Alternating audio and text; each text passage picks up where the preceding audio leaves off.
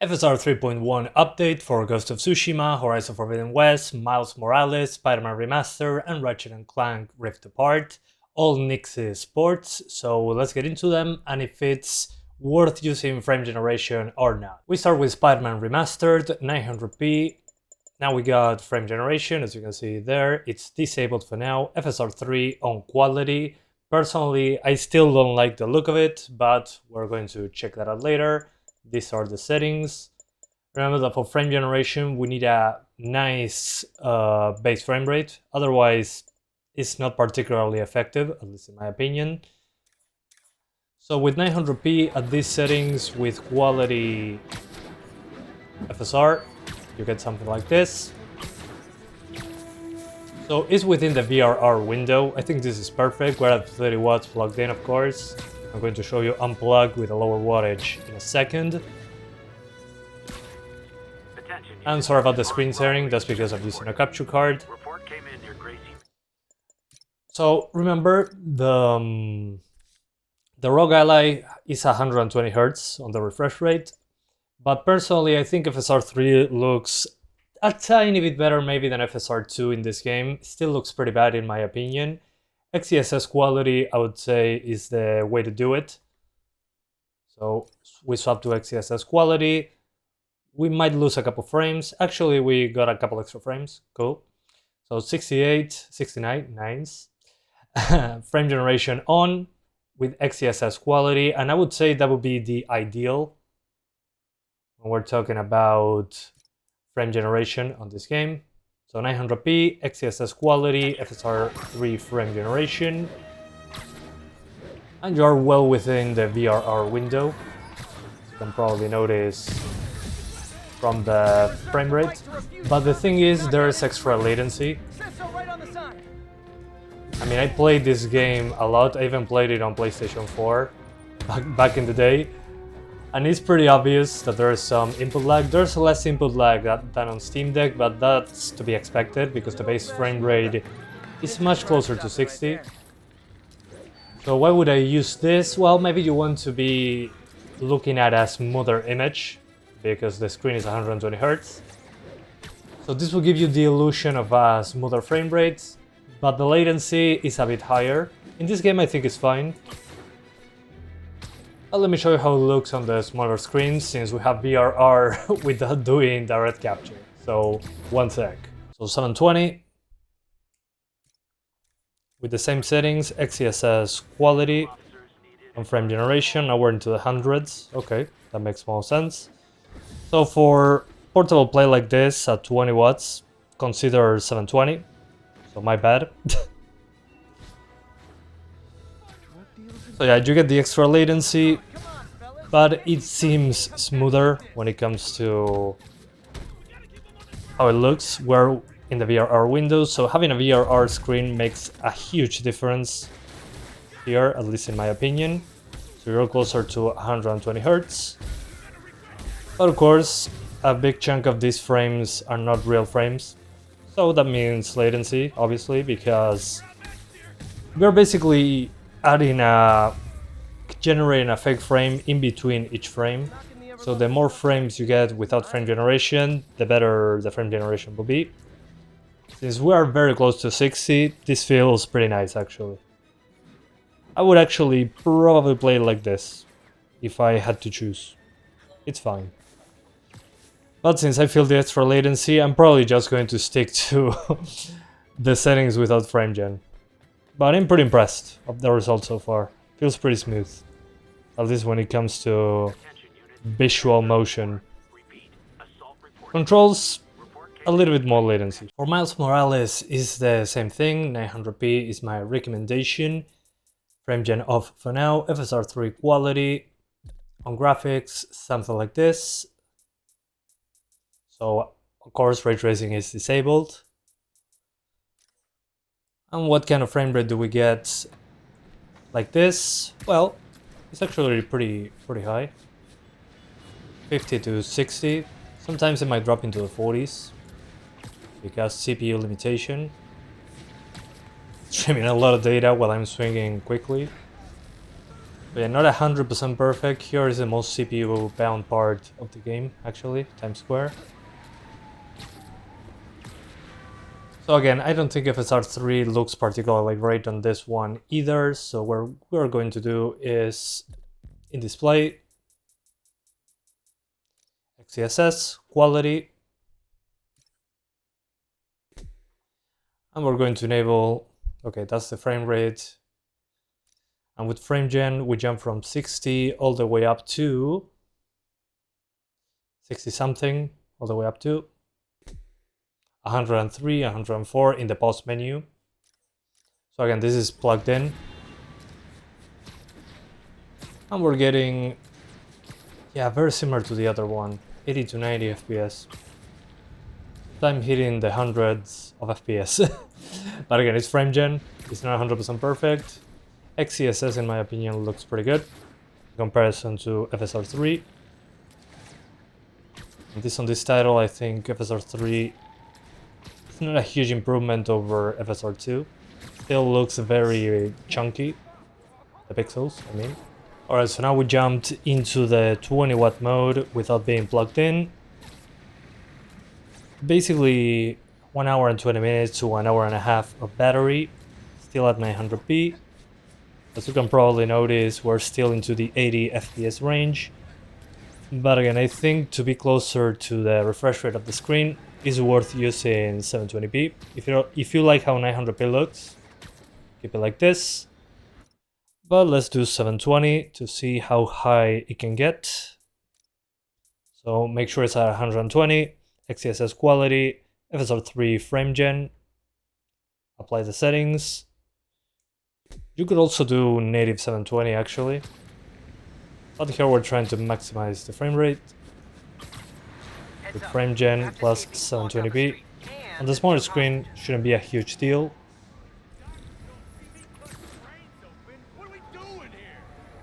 So we're closer to the 100 FPS range, but it's not like on the previous Spider-Man game. I think on this one we're more CPU bound actually, which makes sense. But what I can notice is the added latency with the controls. Again, this is a game I played quite a bit. I do notice a difference, but in comparison to the Steam Deck, since the base frame rate is way higher, I mean we're 50 to 6 FPS. FSR 3 actually makes more sense to be closer to the native refresh rate, 120. And since we have VRR, well, you can see the results. It actually looks pretty smooth, feels pretty good. But a bit of latency is there.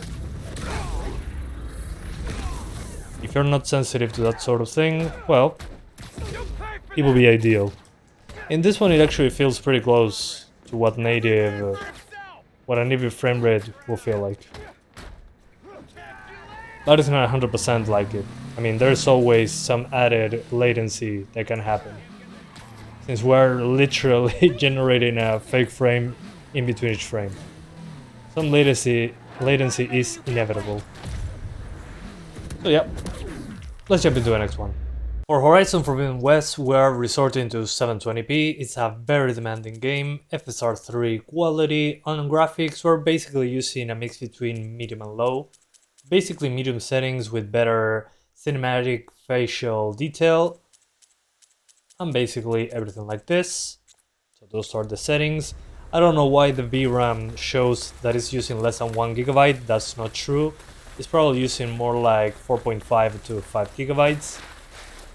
And honestly, in a game with a lot of fine details such as this one, I mean, I think FSR 3 just looks way too chunky. By the way, I assigned 5 gigabytes of the 16 gigabytes that the ROG Ally has for VRAM. So the game should be using like 5 gigabytes of VRAM right now. And the RAM, we have 11 gigabytes available. So would I use FSR 3 on this one? No. FSR 3, when it comes to upscaling, in this game doesn't look particularly great. I think in this case, like in Spider-Man, XeSS looks a lot better, especially when it comes to fine detail. It still has some ghosting, don't get me wrong, especially with stuff flying onto the screen. So upscalers for this one don't look particularly great, but I think XeSS does a better job on this one as well. But since the base frame rate is so low, what happens if we enable frame generation? FSR 3 Frame Gen is independent from the upscaler, so that shouldn't be an issue. Okay, so Frame Gen is enabled now. And what do we got here? Okay, we're now into the 50s, so the numbers look good. But when it comes to responsiveness of the game itself, I can feel the extra latency. Remember that we're basically adding an extra fake frame in between each frame. So the game is running at 30-ish FPS, and in those 30-ish FPS, we are basically adding a frame in between each of them, as I said a second ago. So there's a lot of latency. Let me show you on the smaller screen so you understand what I'm talking about. Alright, now in handheld we're at 20 watts, same settings as before. And again, we're converting 30 into 40 to 50. Doesn't feel great. Not sure if you can notice when I move the stick. It was way worse on Steam Deck, obviously. But here it still feels... I wouldn't play the game like this. I don't know, just too much latency when moving the camera. And you need to do some fine aiming. So in this case, what I would do, well, especially in handheld, I would use Performance XeSS. I know it feels a little bit overkill. But when it comes to frame gen, it should be a bit better. Still not great. There's a lot of weird flickery imaging. Yeah, I wouldn't play like this, honestly. I would just lock it to 30, disable frame gen, and it should be good enough when it comes to latency, input latency. So we disable frame gen, and there we go. I know it doesn't look as smooth, but when you move the camera, it's almost instantaneous now. I mean, I don't get that latency for moving the camera with the controls like I did with frame gen, because again, the base frame rate is too low. That's the difference with the Spider-Man games. For Ratchet and Clank Rift Apart, for some reason when I plugged into my capture card, it crashed, so we're doing only handheld for this one. 720p, 120Hz, so we have BRR. FSR 3 on quality, basically medium settings. I kept medium for shadows and textures just because we need extra VRAM from frame generation. So that's basically the settings that I'm using. Sorry if it's too small, I'm trying to zoom in so you can see it more clearly. So after applying the settings, on FSR 3 we get mid-40s in here, which I think is a pretty good base for frame generation. It's okay, I would say it's the minimum for decent frame generation. Decent doesn't mean amazing. So when I move the camera, as you can probably notice, it responds right away. But if we enable frame generation, what happens? Well, let's find out. Okay, so with frame gen we get into the 80 FPS range. Yeah, when I move the camera I can feel the extra latency, and this game requires you to aim, so you don't need a lot of precision to enjoy Ratchet and Clank Rift Apart. But I mean, sure, if you never played it before, as I said, it's not a terrible idea to use it. But I can feel that it's an inferior way to play it, personally. I'd rather have a lower latency in a game that requires some aiming to happen, such as this one. But when it comes to artifacts, very little artifacts. Actually, FSR 3 on this one looks pretty good. Let's try XeSS. I think XeSS, usually, again, like on the other games, it looks better.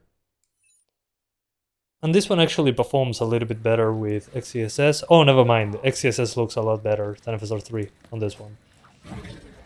Interesting. I thought it was going to be a bigger jump with FSR 2 to FSR 3, but it's nice to get the frame generation as an option. Personally, again, in this case, I would just keep it without frame gen due to the fact that we need to aim a weapon. Otherwise, if you don't notice it, it's not terrible. I've seen worse. It's way worse than Horizon Forbidden West when it comes... I mean, it's way better than Horizon Forbidden West, but that game has a base frame rate of 35. But on this one that requires aiming... yeah, it doesn't feel amazing. So let me turn off frame generation super quick and give it another shot. So without frame gen, we're into the 40s. And it responds way faster to my commands. So while it's okay with frame gen, I think despite looking choppier because it's a lower frame rate, I think it's worth the sacrifice just for the responsiveness of the controls. I mean, it's night and day, at least for me. But I play a lot of games and some people might not notice. There's people that don't notice frame time stutters, so who knows. But in a game like this where aiming is such a crucial thing, is one of the main things, I think it's completely worth disabling the frame generation. Maybe even balance XeSS instead. So yeah, with frame gen you get a bigger number, but you get latency in the controls. Which again, to me, especially in a game that requires aiming, it really doesn't make a lot of sense. Yeah, it just takes forever for the stick to respond in comparison to native frame rate without frame gen. Which again is to be expected. There is a fake frame being inserted in between each frame. So that's going to generate latency each and every time, whether we like it or not. I mean, it's going to happen. There's some processing happening in between each frame, so latency is unavoidable. Alright, so now in handheld we're at 720, 120 Hz as it should be, XeSS balance, frame generation enabled. And now we're at 90 FPS, the base frame rate is in the upper 40s at 20 watts. The game looks pretty smooth, but when it comes to controls, I can feel the latency quite a bit actually. Especially in a game like this that requires more reflexes. One thing that I do notice though, despite XeSS looking better than FSR, is that there is quite a bit of blockiness on the transparencies like fire, especially into the distance. So in FSR 3 they look blocky, but in XeSS they look kinda wobbly and weird. So no solution is perfect for upscaling so far, at least this one. Sorry, I skipped a cutscene, so no spoilers. So as I was saying, make sure anti-lag is disabled completely. Personally, I wouldn't use frame generation on this one, just because, like I said at the beginning, it just doesn't feel amazing to play like this. Due to the timing that this requires. I mean, I can still do it, don't get me wrong, but I'm used to playing it at 6 FPS, PlayStation 5. I also played it on PC, but I feel, again, that the controls have extra latency to them, so the game looks smoother, but it doesn't feel smoother, like I said in the previous ones. So would I recommend FSR 3.1 plus frame generation? Well, in the games that I tried it, I would recommend it for Spider-Man Miles Morales and Spider-Man Remastered. On Horizon Forbidden West, don't even try it. I mean, the base frame rate is just too low to do frame gen. Quite a bit of latency in the controls. On Ghost of Tsushima, it's okay-ish. If you've never played the game and haven't got used to the timing, maybe you can get away with it, in my opinion. But I don't know, it just feels like in a game that requires timing or aiming, is just not good enough because the extra latency that frame generation comes with. I mean, again, we're generating a fake frame in between each frame, so latency is going to happen no matter what you do. Keep that in mind. Otherwise, again, I'll recommend it on Spider-Man Remastered and Miles Morales because the base frame rate is already pretty high. Ratchet and Clank is passable, but again, a game where you need to aim doesn't feel particularly great. And Ghost of Tsushima, I mean, if you never played the game before, as a first timer, might be okay, so you can get used to the timing with a little bit of latency. But again, in games that, like Spider-Man, that the base frame rate is so high, like 60s, it's okay. Otherwise, I wouldn't use it. I would just stay within the VRR window, and the game still feels pretty solid. So thank you guys so much for watching this video. I hope you enjoyed it as much as I did.